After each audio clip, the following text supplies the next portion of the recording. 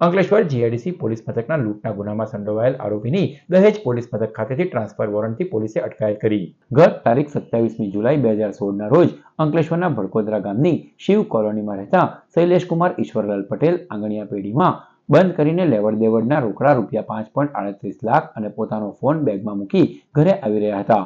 તે દરમિયાન ઘર આગળ બાઇક પર પાર્ક કરી રહેલ બે ડગલા ચાલતા જ એક જ ઈસમ તેઓની પાસે આવી તેના હાથમાં રહેલ મરચાની ભૂકી શૈલેષભાઈની આંખોમાં નાખી રૂપિયા ભરેલ બેગ લઈ બાઇક ઉપર ઉભેલ અન્ય લૂંટારૂ સાથે રૂપિયા 5.54 લાખના મુદ્દામાલની લૂંટ ચલાવી ફરાર થઈ ગયા હતા.